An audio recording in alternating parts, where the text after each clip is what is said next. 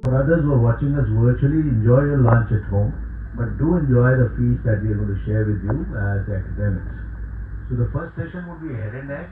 We'll follow it up with breast, then abdomen, GI that is, and then some special talks which would be relating to special techniques that you can follow, and then we'll have hepatobiliary, gynae onco, uro onco, and we'll conclude the day with some very special talks. So that's the overview of the program. And if you really look at it, it's a very tight and compact program, so we would try our best to stick to program. But like any, to the schedule of the time, but like any class, until such time the students are satisfied, the lecture doesn't end, the questions don't end, you keep on asking questions. And also those who are joining us virtually, we have to mute you because otherwise it's chaos all over.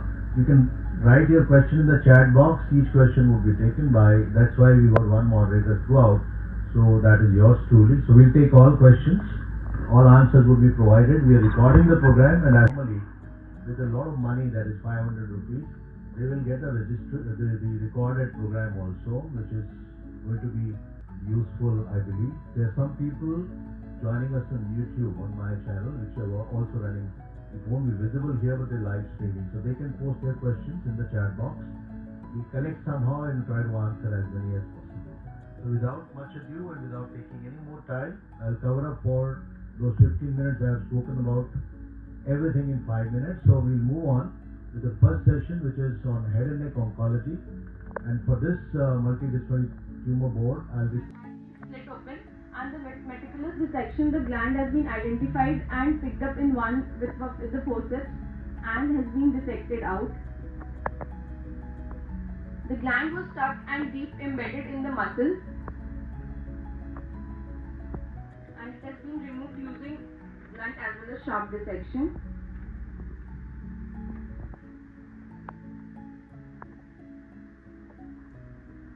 Here the gland has been removed and it was further sent for histopathology.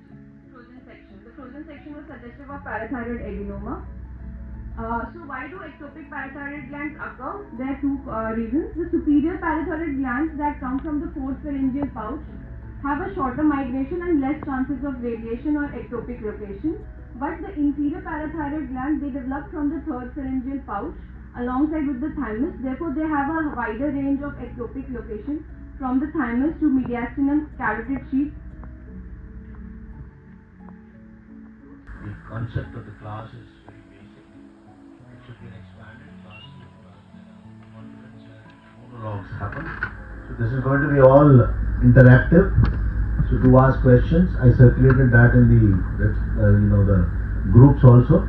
Please do ask as many questions as you can. No question is silly, the answer can be silly. So do ask a question, whichever it is. Number one. Number two, we have organ-based MDTs here. No presentations as such. So the presentations would happen from our DRNBs and fellows. They will make presentations of a case, and then the specialists would discuss that case amongst themselves as they do in any MDT, which is the bottom line in the management of cancer all across. And we will be focusing entirely on your issues, our issues, and overall the patient issues. So it is going to be fun and learn program. Not only to that extent. So we did a lot of searching and didn't find it. It was just by that gut feeling that sphenomestoid is one place where you can have a previous auto transplantation. We just opened it by palpating. I felt that there is some buzz there, so it was not something that we had planned we were going to open up. So it looks like it's all planned, and then we went in to look for sphenomestoid. That was one. Now we can start with, I think Dr. Ajay, you referred. Actually, we saw the previous record also. Patient doing follow-up, they brought the previous record also. There was no mention of auto transplant. I called that gentleman also. Yeah. He says there is no record. Another point was, it was auto transplant. It should not retain the shape. And the other point is you removed it. Then patient should have got hypoparathyroidism. If other three glands have been removed, then this was No. Auto transplantation during thyroid surgery, Dr. Ajay. You just pick up whichever is not functioning already. It's not that all are removed. It's not 3.5. Yes. The sutures don't live forever, right? 25 years, I have not seen them survive. And most of the time in those days, because I have done it that time also, 20 years back, so silk was used. Very rarely you have rolling. So you have fancy sutures now, so you can use something which can last a little longer, but we don't find these sutures. Calcium is now 9.1 or 2 and the pH is also normal, sir. Thank you. And we followed him up with the, we are going to actually publish it along with one more case that we operated recently, that is again yours. Pregnancy associated parathyroid adenoma, and he's written a beautiful article which I'll share with all of you on the website. Throw some light on the pregnancy associated after the second case is presented. So we'll have another. Just like if we have auto transplanted and in the sort of. We have not. This is a presumption, Komal. No, sir. Separate. Generally speaking, okay. Like we have auto transplanted. I want to know how does it look? We usually make multiple pockets. I told that. It won't look like a complete, decent, nice, perfect, complete parathyroid. Everywhere will be lighting up, no? On the scan, yeah. choline. So the choline scan, can you make out it's a intact gland or it's in bits and pieces? You can't.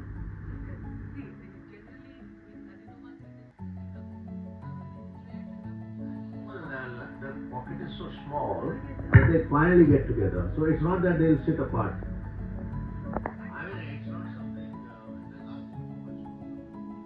already done enough for us for this case. So we all we knew, frankly, at that time nothing helped.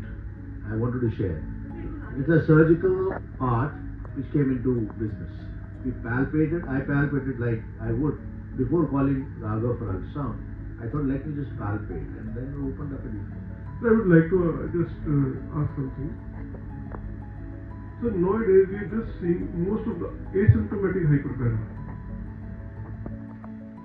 When we are doing our fellowship, a lot of patients coming with brown tumor and fractures. You don't see that. I've seen brown tumor fractures. So we have also seen, sir, a lot of patients. Lot of them. But sir, now we are not seeing all those things. Maybe we are picking it up very fast. You know, you mentioned it and we discussed it. Then in thyroid function test, now you've added calcium. Kidney function also are added, sir. Yeah, everywhere it's added. So screening is got better. So they're coming very early.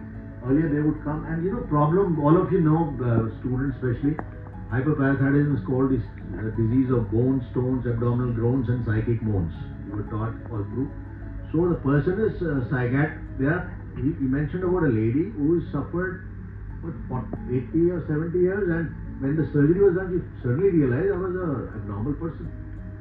So you don't realize that psychiatric abnormality is very subtle and it continues to persist. So that is parathyroidism. So you are like a teacher to us.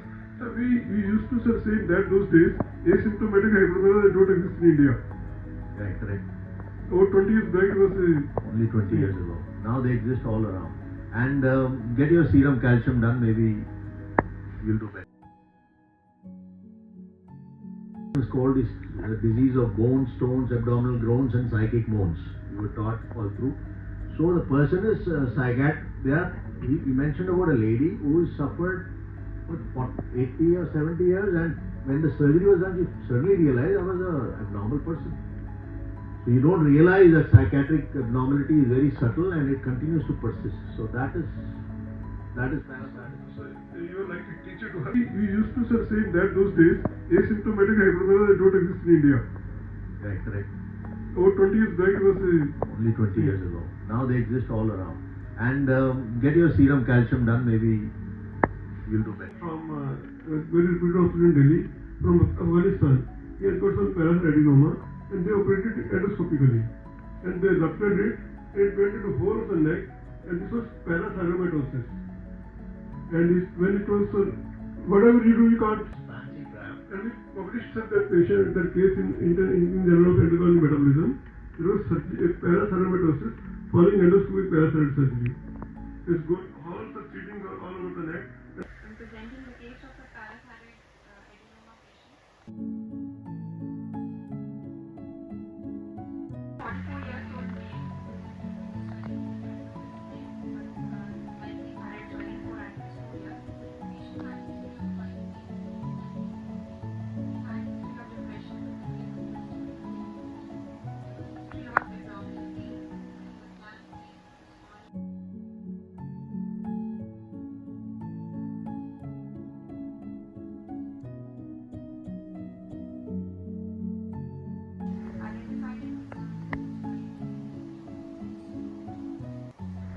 frozen section report suggestive of parathyroidism.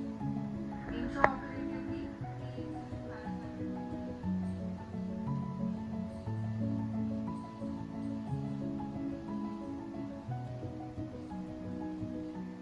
the parathyroid file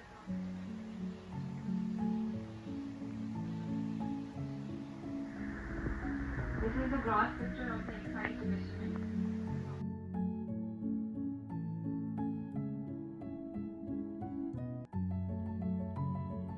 Histopathology report. Gross specimen.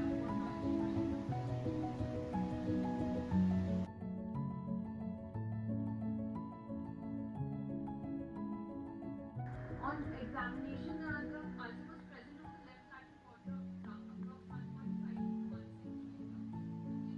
Margins indurated belt base. The tongue mobility was normal and mouth opening was more than 3 finger breadth.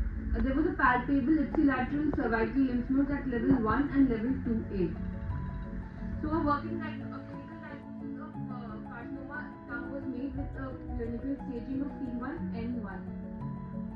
Further investigations were done and analyzed the left lateral quarter, occupying measuring approx 18 into 5.8 into 17 mm, occupying the anterior 2/3 aspect of the tongue. A biopsy was done as a gold standard and it stated as squamous cell carcinoma grade 2. Patient was further planned in underwent partial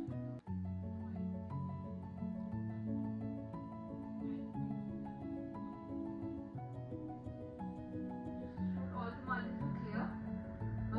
Modified radical intersection type 3 was done and the resulting tongue defect was reconstructed using matriderm which was applied with support.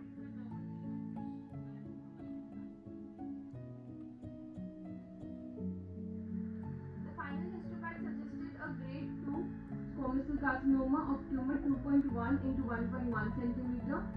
Depth of invasion was 9 mm. Total nodes extracted was 27, out of which 3 were positive. There was lymphovascular invasion was present. However, extracapsular extension was not seen. So the pathological staging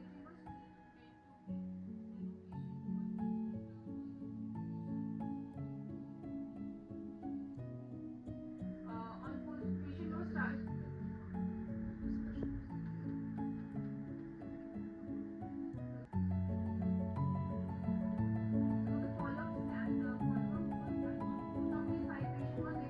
Oral liquids and the food showed a significant improvement. Tongue mobility was present, though little bit restricted due to pain. On post-op day 10, the tongue at the lesion has healed and patient was able to even take semi-solid as well as a little bit of solid diet throughout from post-op day 10. Now I think she's off of a cervical collar and she's like a normal individual. You can't figure out in the... Seen a patient respond so well with the therapy, and he's just saying he does it that way. You don't get it wrong. When you're so much involved in the management of cases, you sometimes say statements which sound absolute. But he's one of the best medical oncologists I have encountered in my long career as a surgical oncologist, and you can give him a round of applause for this. One is aggressive. I hope you remember that transgender. Notes positive with a score of 0 to 25 will derive no benefit from chemotherapy, we can avoid. And then there was one more trial, Southwest Oncology Group 8814. It was also done in post-menopausal non-positive, but may reduce the local progression of palliative symptoms. But if you have a patient for de novo metastasis and if you have an MDT, you can definitely treat them in forms of like adjuvant or systemic like treatment, because there you are giving them benefit. So, how to select it? That's the pelvic correction and iliac lymphadenopathy. So, just like this,